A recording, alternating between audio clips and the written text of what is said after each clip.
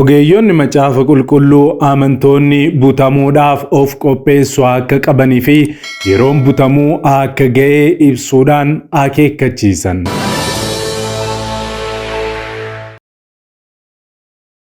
Tajaajilli waldaa kiristaanaa qormaata cimaa jalatti akka kufee himamee jira. Kun kan jedhame seeminerii waldaa warra wangeelaa idil addunyaa IEC geggeessitoonni waldaa naannoo Finfinneetti walga'ii ariifachiisaa irratti wayitaa hirmaatanidha.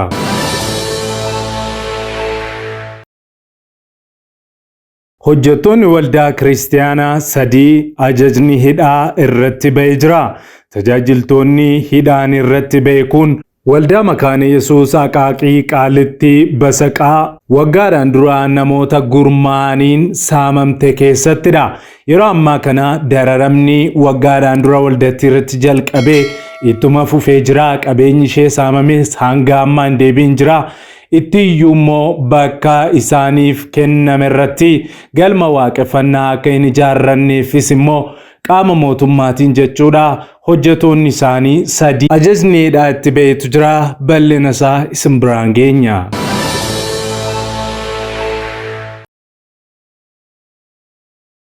Dargaggeessi Yuunivarsiitii Rift Valley irraa bara darbee eebbifamee guyyoota muraasaan booda dhukkubsatee hospitaalaa wayita seenu kaleen isaa lamaanuu feel gochuun ibsameetu jira. Kana wajjin wal qabsiisee guyyoota muraasaaf jechuudha maallaqa gara miiliyoona 3 akka barbaachisu hospitaala Phaawulosii itti himameetu jira. Tattaaffiin karaa sooshaal miidiyaas adeemsifamaa jira. Dargaggeessi kun eenyu? Amma immoo maalirra jira? Kanallee isin biraan geenya.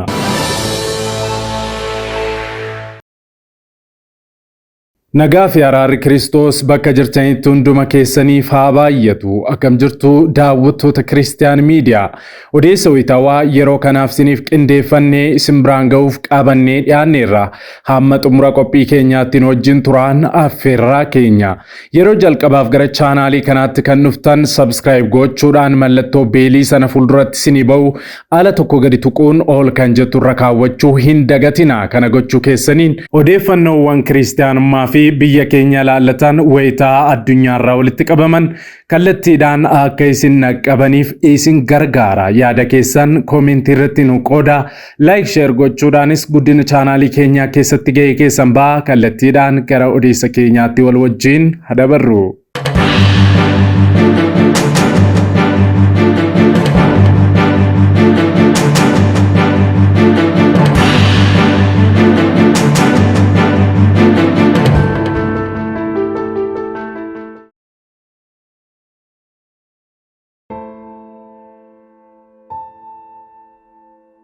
Video kana like gochuudhaan jalqabaa. Tajaajilli waldaa kiristaanaa qormaata cimaa jalatti akka kufee himamaa jira. Kun kan himame seeminerii waldaa warra wangeelaa idil addunyaa IEC keessatti geggeessitoonni waldoota kiristaanaa walga'ii magaalaa Finfinnee keessatti taasisan irrattidha. Tokkummaan waldaa warra wangeelaa Itoophiyaa miidiyaa AQP fi waldaan kiristaanaa ijaarsa waliin ta'uun waltajjii kana kan qopheessan ta'uu Pireezidaantiin Tokkummaa waldaa kiristaanaa Itoophiyaa Paaster Tsaadiquu Abdoo haasaa taasisuudhaan ibsanii jiru. Piroofeesar Attaalaa Yaalam haasaa baniinsaa guyyaa kana kan dhiyeessan yommuu ta'u faarfataa fi Paaster Tasfaayee Gabbisoo ammoo faarfannaadhaan tajaajilanii jiru. Seeminerii kana irratti hooggantoonni naannoo 300 ol kan hirmaatan yommuu ta'u barreeffamoonni barnoota lallabaa waaqeffannaa faarfannaa fi tajaajila kadhannaa akkasuma bilisa baasuu irratti xiyyeeffatan rakkoolee ciccimoo waldoota warra wangeelaa mudatan kan agarsiisan ta'uun himamee jira. Waraqaa fi bu'aa qorannoo kan geggeeffame yommuu ta'u marii kanaan haalli balaa ergama waldaa kiristaanaa rakkoo keessa galchuu uumamuu isaa akeekee jira. xumura seminarichaa irratti hirmaattonni konferansichaa ibsa ejjennoo qabxii 6 qabu kan tarkaanfii dabalataa fudhachuuf nu gargaara jedhan baasaniitu jiru. Odeeffannoo dabalataa hordofnee kan isin biraan geenyu ni ta'a.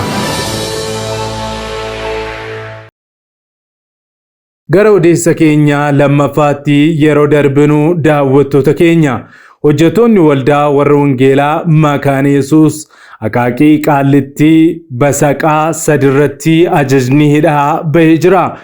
Waldaan Makaana Yesuus Akaaqii Qaallittii Basaqaa tajaajiltoota hojii ijaarsaa galmaa waaqeffannaa waldaa isaanii qindeessaa jiran sadirratti ajajni hidhaa bahuun beeksisee jira.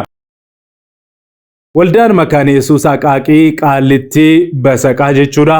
Amajjii 25 2014 yeroo tajaajila waaqeffannaa raawwachaa turanitti humni gurmaa'ee akka tasaa waldaa kanaa miidhuu fi namoota hedduu irratti tarkaanfii fudhachuun isaa ni yaadatama. Yeroo sanatti waaqeffattoota waaqeffannaa irratti argaman kan reebamanis yommuu ta'u, meeshaaleen waldaa kiristaanaa sagalee guddistuu, kiiboordii, teessoo fi meeshaaleen waajiraa kaa'aman martinuu saamamuun ibsamee jira. Haa ta'u malee waldaan kiristaanaa dhimmicha gara seeraatti geessuun namoota dhuunfaa hanga ammaatti qabeenya mana kiristaanaa irraa hatame kana eenyu akka hojii kana keessatti hirmaate akeekuun fayyadamaa jiran akka jiran garuu deebiin tokkollee kan hin argamne ta'uu qaamota seeraaf ifa gochuu ishee fi qaama seera qabeessa ta'es beeksisuun ishee himamee jira. Kana malees kaabineen magaalaa Finfinnee dhaabbilee amantaa hundaaf iddoo yeroo kennuu murtee waajjira guddichaa mana kiristaanaa waldaa warra wangeelaa Makaana Yesuus Itoophiyaa irratti hundaa'uun mana amantaa kanaaf bakki waaqeffannaa murtaa'ee kenneefis ture. Haa ta'u malee iddoo kennameef sanarratti galma waaqeffannaa yeroo ijaaruuf adeemsa jalqaban jechuudha. Manni amantaa kun ijaarsa tokkollee hojjechuu akka hin dandeenyee fi tajaajiltoonni sadeen galma waaqeffannaa ijaarsisuudhaaf jalqaban kun gara mana hidhaa akka adeeman waajjira dambii aanaarraa xalayaan ajajaa akka ba'e ibsaniitu jiru.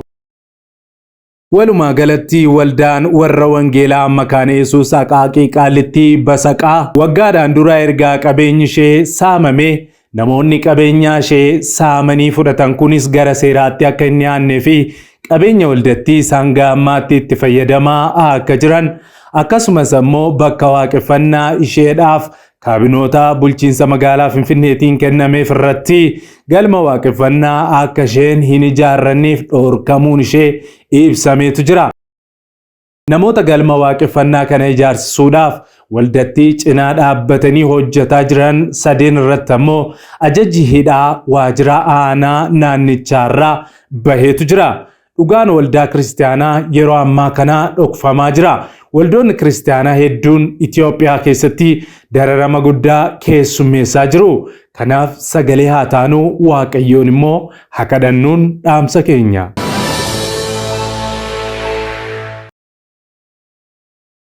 Gara odeessa keenya itti aanu biyya keessaatti yeroo darbinu dargaggeessi yuunivarsiitii Rift Valley irraa eebbifame erga eebbifamee guyyaa muraasaa booda dhukkubsatee hospitaala Phaawulos seene. Ergasiis kaleen isaa lamman hojii dhaabuun itti himamee jira. Dargaggeessi kun kana booddee carraan inni qabu carraa deeggarsa gaafachuu qofas akka ta'e ibsamee jira. Kanaanis hospitaalli Phaawulos qarshii miliyoona 3tti dhiyaatu akka isa barbaachisu itti himanii jiru. Dargaggeessi kun eenyu maaltu irra ga'e? Dargaggeessi saafelli yoo fiigee yoo hojjete yoo taphatee irraa bareedu kun yeroo dhukkubni danqitu arguu caalaa wanti nama gaddisiisu hin jiru jedhu hiriyoonni isaa. Namni suuraa isaa argitan kun Yohaannis Soorii jedhama. Kolleejjii Rift Valley irraa biizines manaajimentiidhaan bara darbee jechuunis bara 2015 eebbifame. Yeroo ammaa kana kaleen isaa lamman feel ta'ee tajaajila kennuu dhaabees jira. Jalqaba irratti hospitaala Phaawulositti hordoffii fi yaalli muraasii taasifamee fi ture. yeroo muraasaa booda dirqama diyaalaayisisii jalqabuun waan irra jiruuf gara toom diyaalaayisisii seentariitti riifer godhame. Achitti torbeetti guyyaa 3f diyaalaayisisii gochaa tureera. Guyyaa guyyaatti miirri dhukkubbii fi dhiigni isaa irrachaa waan jiruuf torbeetti guyyaa 2 qofaaf diyaalaayisisii gochaas jira. Diyaalaayisisii erga jalqabee ji'a 3 ol ta'ee jira. Yeroo ammaa kana maatiin isaa maallaqa of harkaa fixanii jiru. Maarree jijjiirraa kalee isa waan barbaachisuuf gara biyya Hindii deemee wallaansa kana argachuu qabas jedhamee jira. Wallaansa kanaaf ammoo qarshii miliyoona 3tu barbaachisa. Kun immoo humna maatiitiin ol waan ta'eef gargaarsi hunduma keenya akka barbaachisus ibsamee jira. Erga maxxansi kun jalqabameas riikardii haaraan galmaa jira. Namoonni hedduun dargaggeessa kana cinaa dhaabbachuudhaaf jalqabbii gaarii agarsiisaa jiru. Ga'eessi Oromoo namoota gargaaruudhaan beekamu Firaa'ol Ittafaa qarshii miliyoona 1 fi qarshii 200,000tti dhiyaatu kaleessa gargaaraa erguufiidhaan lubbuu dargaggeessichaa hambisuudhaaf abdii guddaa itti horee jira. Walumaa galatti ammatti dargaggeessicha bira dhaabbachuu qabna. Lubbuu obboleessa kanaa habaraarru yeroo xiqqoo qofa qabna. Hundumti keenya hamma humna keenya bira dhaabbannu jenna. Lakkoofsa akkaawuntii baankii daldala Itoophiyaa Yohaannis Soorii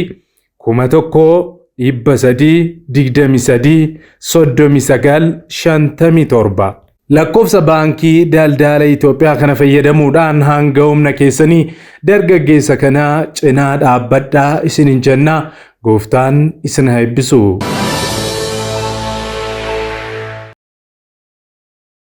Gara odeessa keenya xumuraatti yeroo darbinu Israa'el waraana hin dhaabu jechuu isheetiin biyyoonni harka ishee qabaa turan dabalatee biyyoonni hedduun diinaa itti ta'aa jiru. Ameerikaan gara duubaatti kan jettu yommuu ta'u, Raashiyaa fi biyyi waaqa daayinoosaras fakkaatutti sagadduu laga Efraaxis gamatti argamtu Chaayinaan diina ifaan ifaa itti ta'anii jiru. Israa'el Iraaniin alattis diinota gara biroo horataa jirti. Yeroon cinqii fi yaaddessaan sun gahee jira. Ogeeyyolii fi beektonni macaafa qulqulluu yeroon itti raajummaan Hisqeel boqonnaa 38 irratti argamu raawwatamuu fi bineensichi as ba'uuf jiru kanatti aanee jira. Kanaaf amantoonni dammaqaa butamuudhaaf of qopheessaas jedhaa jiru. Maarree yeroon kun yeroo Israa'eliif baay'ee yaaddessaa fi sodaachisaa diinota isheetiin mormatti hudhamtee jirtudha. Israa'el ergaa waraana lafoo Gaazaatti akka lixan ajajjees lammiileen ishee fi biyyoota biroo 200tti dhiyaatan butamanii hidhattoota Haamaas harkatti argaman gadhiifamanis gadhiifamuu baatanis ani Haamaasiif kana booda carraa jiraachuu hin kennu jechuudhaan ibsaa kennitee jirti. Kana malees Israa'el Gaazaatti erga seentee torbee tokkotti Gaazaa harka caaluu akka to'attee fi kutaawwan Gaazaa hafan to'annoo ishee jala galfachuuf Haamaasiinis balleessuudhaaf yeroo muraasa qofa akka ishee gaafatu ibsitee jirti. Raajiin Hisqeel boqonnaa 38 irratti barreeffamee jiru akkuma caafamee jirutti Israa'elii fi diinota ishee gidduutti wanti uumamuuf jedhu baay'ee ulfaataa akka ta'e ogeeyyiin macaafa qulqulluu ibsaa jiru. Ogeeyyoliin kun akka jedhanitti yeroo cinqii kanatti masiihin sobaa inni yeroo muraasaaf nagaa buusu sun dhufee yeroo gabaabaaf nagaa hin buusisaa achi boodas iddoo aarsaa hin qabataa. Kanaaf amantoonni ofii keessan of qopheessaa jechuu irratti argamu. Amantoonni dammaqaa. Yerichi gaheeraa masiihin keenya Yesus Kiristoos deebi'ee dhufa.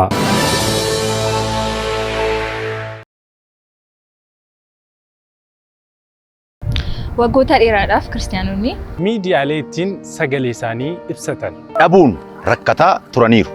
Bari'uun waan hin oolleef maarree kunoo Kiristiyaan miidiyaa sagalee nuuf ta'aa jira.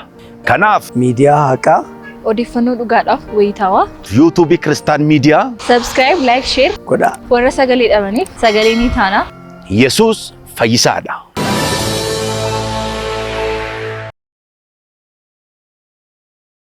Egaan daawwattoota Kiristiyaan Miidiyaa odeessii wayitaawwan yeroo kanaaf siniif qindeeffannee kanumaan gaammaatti daawwattanidha. Waan daawwattaniif ulfaadha. Yeroo jalqabaaf yookaan qophii keenya walakkaatti gara chaanaalii keenyaatti kan dabalamtan subscribe gochuu fi mallattoo beelii sana fuulduratti sinii bawaala tokko gadi tuquun ol kan jettu irra kaawwachuu hin dagatina. Yaada keessan koomentii irratti nu qoodaa, like share gochuudhaanis guddina chaanaalii keenyaa keessatti gahee keessan ba'a. Sa'aatii muraasa booddee odeeffannoo Kiristiyaanummaa gara birootiin hamma deebinee wal arginutti turtii gaarii isiniif haa ta'u. Gooftaan hunduma keessanuu isin haa eebbisu.